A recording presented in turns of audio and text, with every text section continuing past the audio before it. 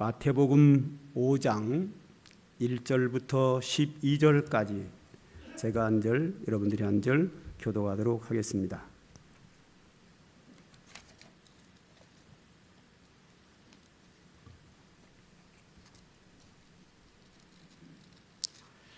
성경 말씀 마태복음 5장 1절부터 12절 말씀까지입니다. 마태복음 5장 1절 제가 먼저 읽겠습니다. 예수께서 무리를 보시고 산에 올라가 앉으시니 제자들이 나온지라. 입을 열어 가르쳐 이르시되 심령이 가난한 자는 복이 있나니 천국이 그들의 것이요 애통하는 자는 복이 있나니 그들이 위로를 받을 것이니요 온유한 자는 복이 있나니 그들이 땅을 기업으로 받을 것이며 애에 줄이고 목마른 자는 복이 있나니 그들이 배부를 것이니요 긍휼히 여기는 자는 복이 있나니 그들이 긍휼히 여김을 받을 것이며 마음이 청결한 자는 복이 있나니 그들이 하나님을 볼 것이니요 화평하게 하는 자는 복이 있나니 그들이 하나님의 아들이라 일컬음을 받을 것이며 의에 의하여 박해를 받은 자는 복이 있나니 천국이 그들의 것임이라. 나로 말미암아 너희를 욕하고 박해하고 거짓으로 너희를 거슬러 모든 악한 말을 할 때에는 너희에게 복이 있나니 기뻐하고 즐거워하라. 하늘에서 너희의 상이 큼이라. 너희 전에 있던 선지자들도 이같이 박해하였느니라. 아멘. 그동안 제가 복에 대해서 설교를 계속 2달 가까이 하고 있는데요. 이참에 우리가 복이 뭔지 정확하게 알고 어떻게 해야 복을 받는지 잘 깨달아서 우리가 이 세상 살아가면서 축복된 삶을 살았으면 참 좋겠습니다. 요즘 제가 새벽 기도 때 이 신명기를 이렇게 차근차근 설교해 나가고 있는데요. 신명기는 모세가 이스라엘 백성들이 이 애굽에서 노예처럼 살다가 애굽에서 출애굽을 시켜가지고 광야 생활을 마치고 가나안 땅에 들어가기 직전에 이스라엘 백성들이 가나안 땅에 들어가서 어떻게 하면 하나님의 축복을 누리며 살 것인가에 대한 주제를 가지고 3편의 긴 설교로 되어 있습니다. 신명기가 좀 긴데요. 신명기 전체는 다 모세의 설교입니다. 모세가 시내산에서 하나님의 율법을 받고 그 율법을 근거로 해서 너희가 이 하나님의 말씀, 율법, 이 계명을 지켜 행하라. 그리하면 가나안 땅에서 복을 받는다 하는 설교인데요. 그런데 이 신명기는 구구절절이 다 뭐로 되어 있는가 하면 복 받는 얘기로 되어 있습니다. 한번 읽어보십시오. 계속 복에 대한 이야기를 합니다. 모세가 이스라엘에서 설교를 왜 한다고요? 가나안 땅에 왜 들어가죠? 복 받으려고. 가나안 땅에서 복 받으라는 거죠. 이렇게 하면 이제 어떤 분들은 그래요. 목사님 그거는 육적이고 구약적 아닙니까? 신약은 다르지 않습니까? 아니요. 구약의 하나님이 신약의 하나님이고 현대 21세기 하나님이셔요. 복의 개념은 구약과 신약이 똑같아요. 신약에는요, 예수 그리스도의 십자가의 복음을 빨리 전파해서 많은 사람이 예수 믿어야 된다 해서 복음 전파에 좀 더 십자가의 은혜에 좀 더 강조된 것뿐이지요. 복의 개념은 똑같습니다. 그래서 이런 이제 율법이 폐해졌다 뭐 이런 식으로 하면서 구약이 말하는 율법은 신약의 복과 다르다는 이상한 생각을 할까봐 제가 설교 패턴을 좀 바꿨어요. 어떻게 바꿨냐면 마태복음 5장, 6장, 7장이 좀 긴데요. 이 긴 5, 6, 7장은 뭐가 나와 있냐면 예수님이 그 당시에 많은 사람들을 조그만한 동산에 모여놓고 그들에게 설교한 설교 내용입니다. 과연 예수님은 그 시대 사람들에게 무엇 하고 설교했는가? 근데 놀라운 거는요, 그 예수님께서 산 위에서 설교하셨다 그래가지고 이거를 이 내자로 뭐라 그러냐면 산상보훈이라 그래요. 예수님께서 산 위에서 가르치신 보배로운 교훈이다. 예수님께서 산 위에서 가르치신 보배로운 교훈. 그렇지요. 하나님의 아들 예수 그리스도가 하늘로부터 마리아의 몸을 통하여 이 땅에 내려오셔서 하나님의 아들 메시아가 직접 사람들에게 설교한 내용입니다. 아주 중요하죠. 그런데 예수님이 설교를 딱 시작을 하면서 1절을 보면 무리를 보시고 산에 올라가 앉으시니 제자들이 나온지라 많은 사람들과 제자들이 모였는데 입을 열어 가르쳤다. 이래서 산상보훈, 보배로운 말씀이라는 거죠. 그런데 이 이제 이렇게 해놓고 3절부터 설교가 시작이 되는데요. 3절에 설교가 딱 시작할 때 시작을 뭐라고 하는지 아세요? 심령이 가난한 자는 복이 있나니 천국이 그들의 것이요. 복으로 시작을 해요. 놀랍지 않으세요? 창세기 처음 성경이 기록할 때 1장에 창세기에서 천지창조를 기록하면서요.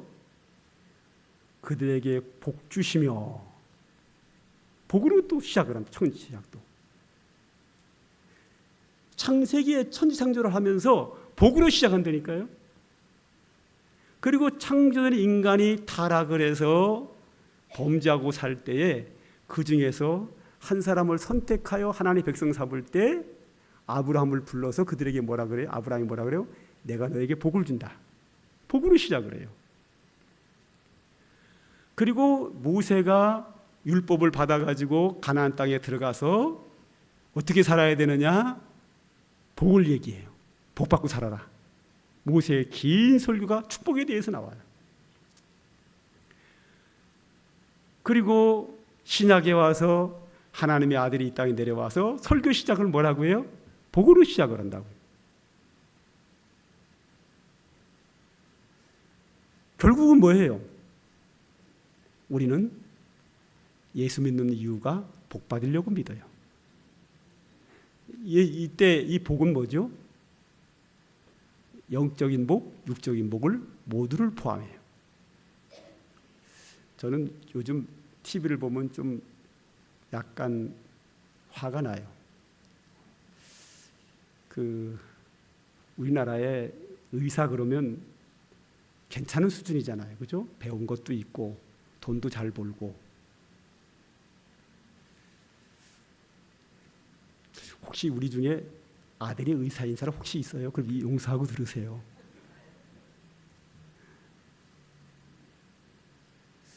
아들이 의사면 복 받은 건가? 나는 치료를 거부하는 의사가 아들이면 혼내게 된다고 봐요. 복 받은 거 아니에요.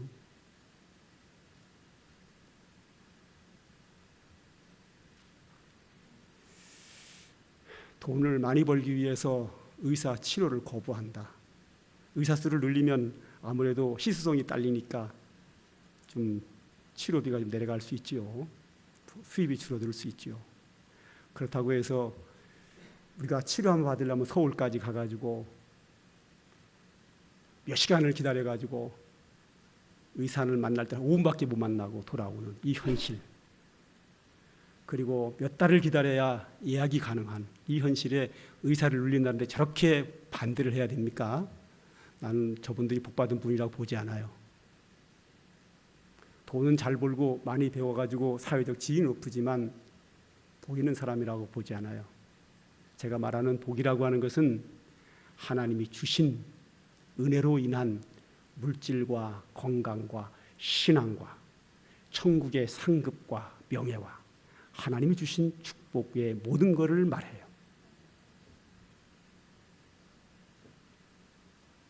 그래서 당분간은 이제 예수님이 뭐라고 설교하셨는가? 율법을 뭐라고 설교하셨는가? 하나님의 아들 예수님의 설교에 당분간 귀를 기울여 보려고 그래요. 자, 딱 예수님의 설교의 시작을 이렇게 합니다. 심령이 가난한 자는 복이 있나니 천국이 그들의 것임이요. 자, 이 글자를 있는 그대로 이해해야 됩니다. 어떤 사람들은 이걸 잘못 이해해가지고요, 뭐라 그러냐면 심령이 가난한 게 복이라 그래요. 아니요. 심령이 가난한 거 복 아니에요. 잘 보세요. 어디 심령이 가난한 게 복이라고 나와 있어요. 잘 보세요. 심령이 가난한 자는 이거 복 아닙니다. 근데 뒤에 뭐라고 됐냐면 복이 있나니 천국이 그들의 것이요. 뭐가 복이에요? 천국이 복이죠. 한글을 정확하게 이해하셔야 돼요. 여기 심령이 가난하다는 얘기는 욕심이 없는 사람을 말해요. 복잡한 욕심이 많은, 너무 많은 욕심을 마음에 가득한 자는 믿음 생활을 못해요. 천국에 들어가기가 어려워요. 그래서 예수님이 부자가 천국에 들어가는 것은 낙타가 바늘기로 들어가는 게 더 쉽다. 그냥 돈을 많이 벌기 위해서 물질 자체는 축복이지만 그 많은 걸 얻기 위해서 막 끌어들이고 뭐 나쁜 짓도 하고 욕심을 내고 옆에 가난한 자 굶어 죽고 하는데 나눠주지도 않고 그렇게 많은 물질 욕심으로 가득 찬 자가 천국을 얻겠느냐는 그런 말이에요. 물질이 많은 거 복이에요. 그런데 그런 많은 욕심을 가지고 소유하고 있는 것은 복이 아니라는 거예요. 그래서 물질뿐만 아니라 모든 부분에 대해서 마음이 가난한 자, 욕심을 내려놓는 자는 복이 있나니 천국이 그들 것이다. 욕심을 내려놓는 것 자체가 복이 아니라 욕심을 내려놓고 마음이 가난한 자는 천국을 소유한다는 것, 천국이 복이죠. 이 말이 이해가 안 될까 봐요. 그래서 이해 못해도 괜찮아요. 다음 단계가 있어요. 자, 보죠. 4절에 두 번째로 복이 나오는데요. 애통하는 자가 복이 있나니 그들이 위로를 받을 것이며. 여러분, 애통하는 게 복입니까 아닙니까? 이거 대답을 자신 있게 못하면 어떡하죠? 애통하는 것은 복이 아니에요. 이 애통이라는 거를 제가 이 사전을, 국어 사전을 찾아가지고 주보에다가 넣었어요. 구약 예배 거기에 나와 있죠. 뭐라고 돼 있죠? 몹시 슬퍼하는 거. 여러분, 몹시 슬픈데 복이에요? 몹시 슬퍼하시든지, 그러면 복 아니면, 복이면 몹시 슬퍼하는 것은 복이 아니에요. 저주예요. 저 성경을 글을 잘 이해해야 돼요. 애통하는 자가 복이 아니라 애통하는 그 자체는 복이 아니죠. 몹시 슬픈 게 어떻게 복이겠어요. 그런데요, 애통하는 자가 그 슬픔을 가지고 하나님께 나올 때 하나님의 위로를 받아요. 위로가 복이에요. 애통하는 자가 복이 있나니 왜 복이에요? 위로를 받기 때문에. 애통하는 문제가 위로받는 자리로 나를 이끌어가서 하나님 위로를 받게 되니까 복인 거예요. 애통하는 자 복 아니에요. 애통하는 거는 복이 아니에요. 그런데 애통하는 자는 하나님 앞에 애통하기 때문에 하나님이 그를 불쌍히 여기시고 긍휼히 여겨주셔서 그에게 위로를 하시기 때문에 그 위로가 축복인 거예요. 아직도 이해가 안 되시는 분이 계셔요. 제가 그럴 줄 알고요, 하나의 예화를 하나 준비했어요.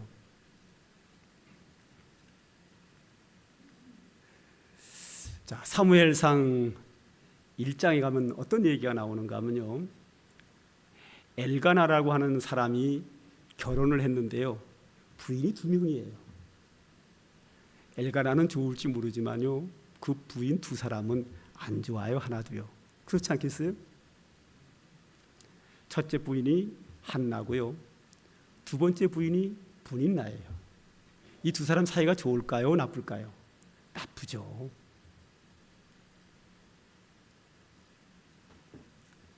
그런데 한나라고 하는 여인은 자녀를 낳지 못하고 분인나는 자녀를 잘 낳는 거예요. 지금은 뭐 별로지만 이 시대는요, 자녀를 낳는 것은 하나님의 축복으로 되어 있어요. 자녀를 낳지 못하는 건 불행한 거예요. 주변 사람들에게 사랑을 받지 못해요.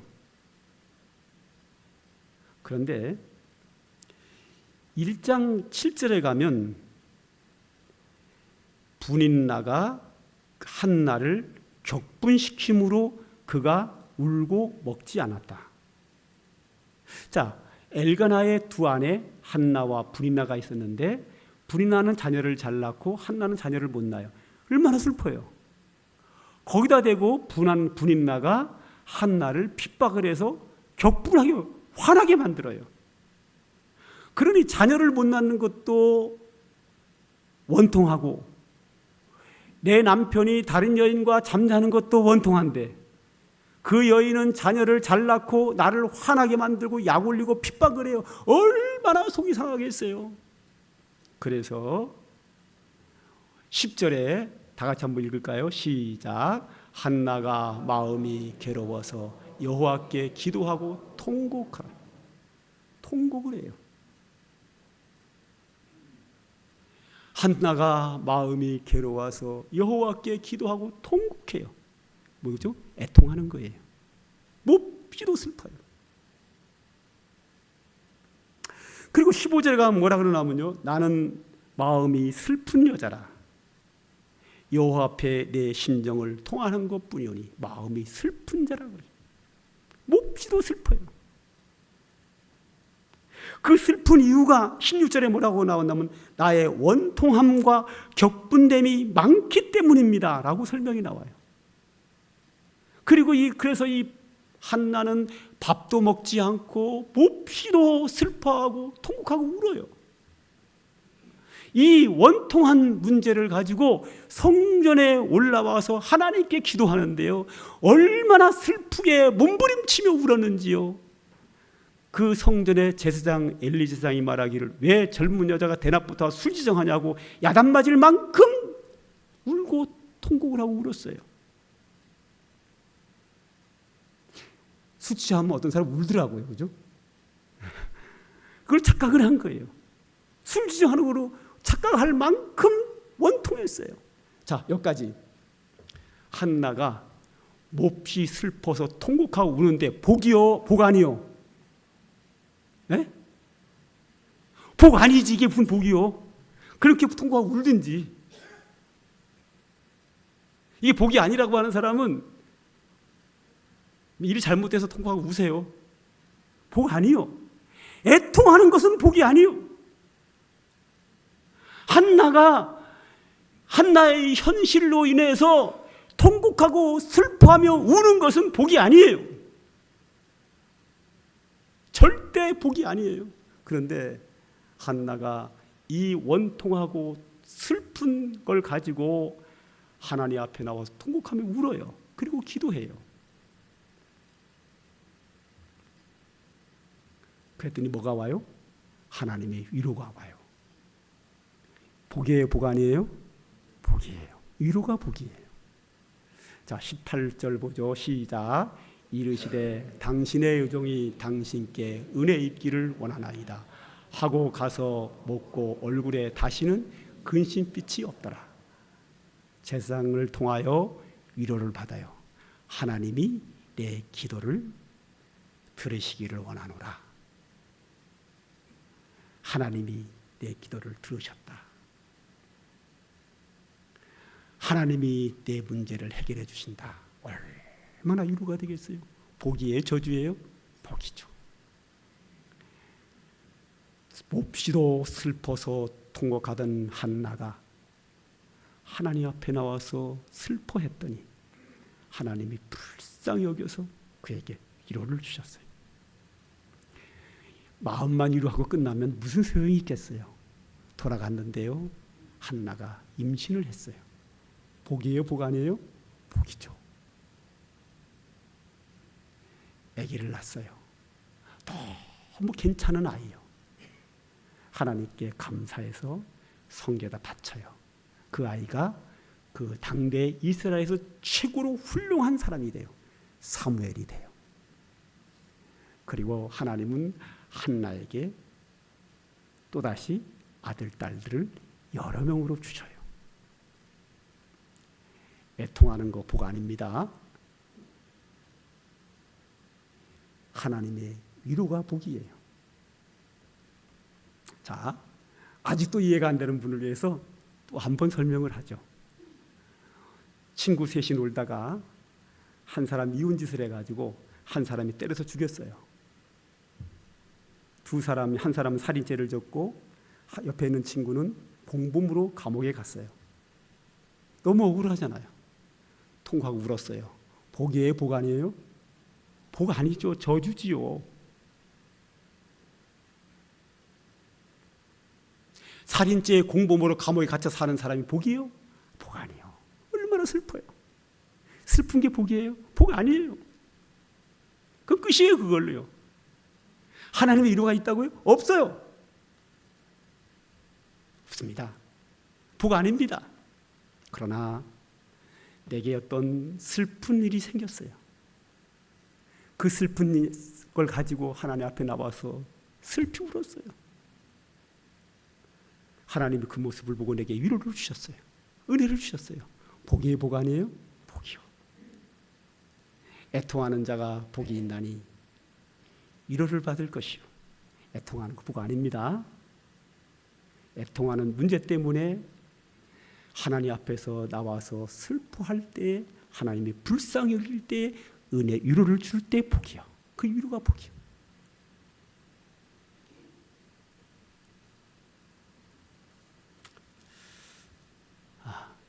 어떤 사람들은 그래요. 신약은 영적인 복을 이야기하고 있고 구약은 육적인 복을 이야기한다, 이렇게 얘기를 하는데요.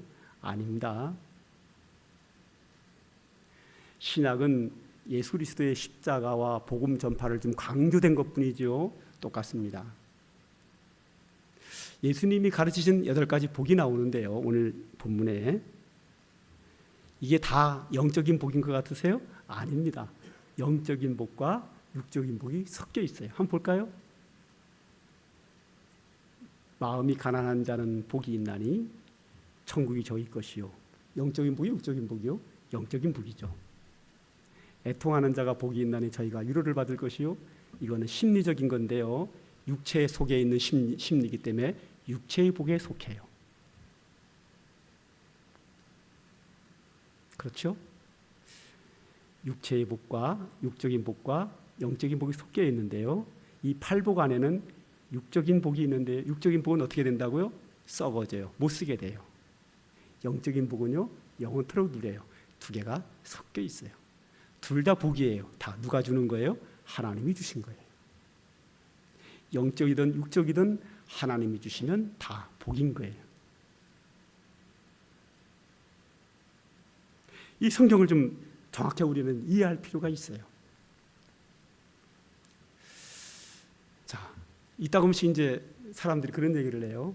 욥기를 들고 나와가지고 취하신 주신 자도 하나님이시오, 뭐 취하신 자도 하나님이시기 때문에 하나님을 찬송하이다 그래가지고 뭐 육적인 복을 하찮게 여기는데요. 성경을 잘 이해해야 돼요. 한번 볼까요? 욥기서 1장에 뭐가 나오죠? 하나님이 욥의 소유물을 다 가져가요. 재물을 다 가져가고 종들을 다 가져가고 그의 자녀까지 다 데려가요. 2장으로 넘어오면요, 소유물이 아니라 욥의 몸 자체의 건강을 해쳐요. 건강이 병들어서 고통 속에 빠져요. 2장까지는 알몸으로 왔다가 뭐 주신 자도 이거 하면서 하나님을 찬송해요. 3장으로 딱 넘어가는 순간 바뀌어요. 처음에 몸이 병들었을 때까지는 하나님을 찬송해요. 근데 3절 딱 넘어가면서 뭐가 나요? 딱 넘어가서 뭐가 나오냐면 죽고 싶다 그래요. 왜? 괴로워서. 소유물 걷어간 거 복 아니에요. 병든 거 복 아니에요. 복을 걷어가면 고통스러워요. 죽고 싶다 그래요. 3장에 딱 시작부터 이렇게 나와요. 죽고 싶다. 얼만큼 죽고 싶은지 아세요? 무덤을 그리워해요. 내가 죽어서 무덤 속에 있으면 좋겠다. 그 다음에 생일을 저주해요. 엄마가 왜 나를 낳아가지고 자기를 낳은 엄마를 원망해요. 엄마가 나 안 낳았으면 이 고생 안 할 거 아니에요. 이 세상에 안 태어났으면 이 고생 안 할 거 아니에요. 그리고 또 그 다음에 뭐가 나오는지 아세요? 그때 내가 왜 엄마 젖을 빨았지? 내가 엄마 젖 안 빨고 굶어 죽었으면 이 고통을 안 당할 텐데. 어머니의 젖 먹은 것까지 후회를 해요. 얼마나 고통스러우면. 인간이 병들었는데 행복하다고요? 노, 아닙니다. 병든 게 축복이라고요? 노, 복 아닙니다. 3장부터 저 뒤에까지 욥은 얼마나 고통스러운지 몰라요. 그리고 저 마지막에 가서 하나님을 만나고 하나님의 뜻을 깨닫고 위로받고 감사가 나와요. 그리고 물질적인 것, 건강, 갑절로 복을 받고 행복하게 하고 끝나요. 사람은 뭐예요? 육적인 복이 필요하고요. 그가 나를 단련하신 후에는 경금같이 나오리라. 영적인 복이 필요하고요. 내가 전에는 하나님을 귀로 듣기만 하였었더니 이제는 봅니다. 영적인 복이에요. 욥은요, 영적인 복과 육적인 복이 다 회복되고 나서 행복해요. 그것이 없는 그 사이에 긴 욥기에 긴 모든 1, 2장 빼고 뒤에 마지막 2장 빼고 그 가운데는 전부 다 고통스러워해요. 하나도 행복하지 않아요. 우리 인간은 육적인 복과 영적인 복이 없으면 불행합니다. 이 성경이에요. 성경은 정확하게 봐요. 이상하게 삐딱하게 보면요, 진리가 왜곡이 되고 복받는 길이 막혀요. 성경 어디에 복을 안 받았는데 행복하다 그래요? 이 얘기 하려고 그러죠. 데살로니가전서 5장 16절, 17절, 18절 항상 쉬지 말고 기도하라. 항상 기뻐하라. 쉬지 말고 기도하라. 범사에 감사하라. 이는 그리스도 예수 안에서 너희를 향하신 하나님의 뜻이니라. 이 설명 옛날에 했어요. 범사에 감사하라는데요, 이 범사에 감사란 말을 잘 이해해야 된다 그랬죠. 하나님이 우리에게 복을 주지도 않았는데 감사하라고, 항상 감사하라고요? 그런 경우는 없어요. 하나님이 나에게 복을 준 것만 감사하는 거예요. 생각을 해보세요. 하나님이 나에게 저주를 줬는데 감사하라? 하나님 너무하신 거죠. 억지죠. 하나님 잔인하신 거예요. 어떻게 저주를 줬는데 감사를 해요? 성경에는 그런 거 안 나와요. 항상 범사에 감사라는 얘기는 모든 것에 감사라는 건데요. 자, 한나를 보죠. 한나가 원통하고 분통하고 통하고 울어요. 그런데 그럴 때도 감사라는 거예요. 왜냐하면 하나님은 믿는 자에게, 그 앞에 나와서 통곡하는 자에게 위로를 주시고 그걸 축복으로 바꿔주셔요. 그 은혜가 있기 때문에 한나가 고통스러울 때도 감사할 수 있어요. 고난 자체로 감사하는 일은 아니에요. 고난이 오면 그 고난 때문에 내 신앙이 바로 서고 내가 똑바로 살게 되고 내가 하나님께 헌신하게 되고, 그 고난이 나를 유익하게 하기 때문에 나에게 고난을 주신 하나님께 감사하는 거예요. 고난만 주시고 그 고난 뒤에 아무것도 없는데 감사하라? 그런 경우는 없어요. 성경에는 없어요. 그리고 만약에 그런다고 하면 하나님은 잔인하신 거예요. 어떻게 벌을 줘놓고 감사할 수 있어요? 제가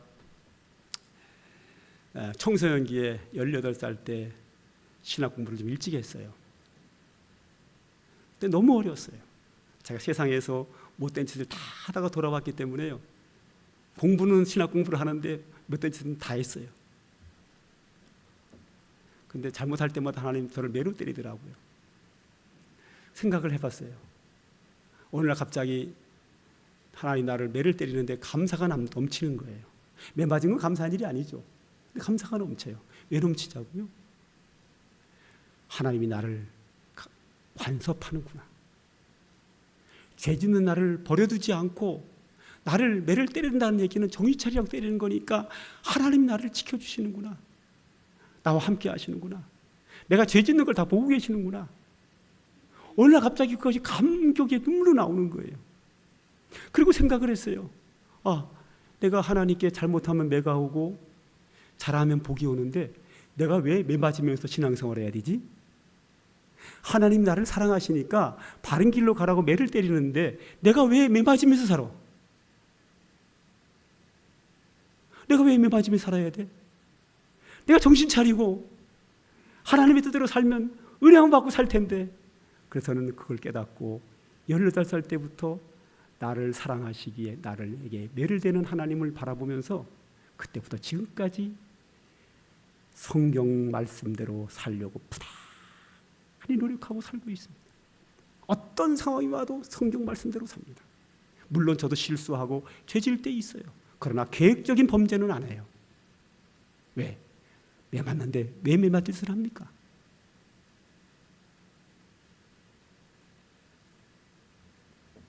매 맞는 거 복 아니에요. 그런데 매 맞을 때도 감사해야 되는 게 뭐죠? 제가 경험해봤잖아요. 나를 사랑하니까 매를 때려서 바른 길을 하려고 매를 때리니까 감사할 일이죠.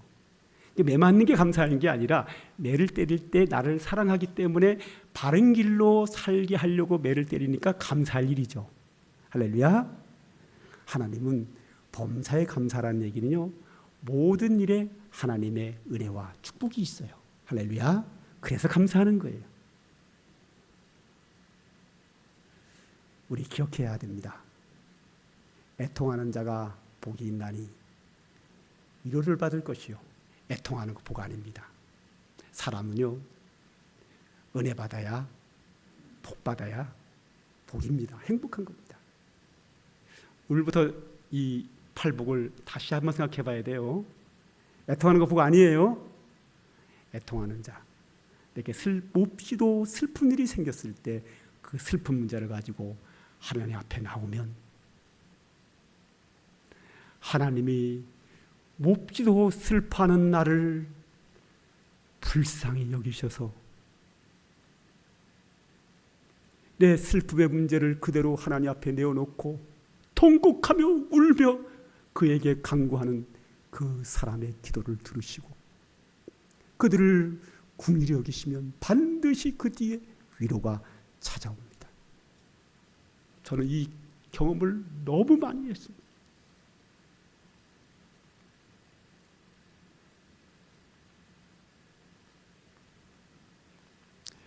애통하는 자가 복이 있습니다. 애통하는 것 자체는 복이 아닙니다.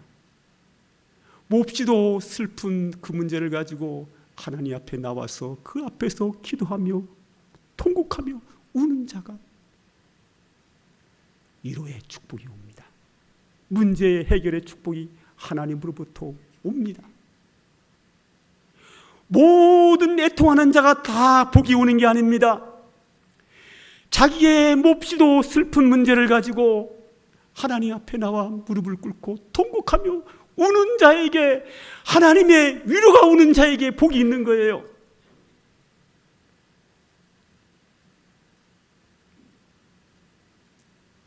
사랑하는 성도 여러분, 예수님께서 이 긴 설교를 수많은 사람들을 산에다가 모아놓고 설교하실 때 맨 처음에 왜 축복에 대한 설교를 하셨을까요? 주님은 우리에게 복 주기를 원하십니다. 왜냐하면 우리는 복을 받아야 행복합니다. 그런데 우리가 복을 받을 근거리가 있어야 복을 주지요. 우리는 복 받기 위해서 예수 믿습니다. 하나님의 은혜와 축복이 우리 사랑하는 성도들에게 풍성히 임하기를 소망합니다. 기도하겠습니다. 하나님 감사합니다. 오늘도 우리에게 귀한 말씀 주시오니 감사합니다. 오늘도 이 말씀이 우리 가슴 속에 살아 역사하여 하나님이 주시는 풍성한 은혜와 축복 가운데 우리가 믿음으로 살게 하여 주시옵소서. 예수님의 이름으로 기도합니다. 아멘. 성광교회 복음성가 11장 심령이 가난한 자는 한번 불러보도록 하겠습니다.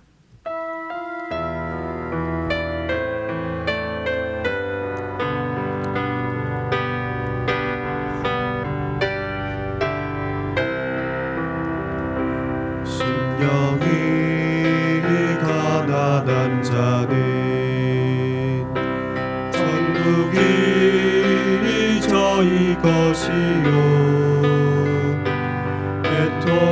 애통하는 자는 복인데 위로를 받을 것이요 온유한 자 복이 있나니 땅을 기업으로 받겠네 이에 줄이고 목마른 자는 저 입에 흐를 것이요 긍휼히 여기는 자는 긍휼히 여김 받겠네 마음이 정결한 자는 하나님을 볼 것이요 화평케 하는 자는 하나님의 아들이라 일컫네 의를 위하여 핍박받는 자 천국이 저희 것이라 내게도 주소서 내가 복을 받기 원하네 오 내 주여 주소서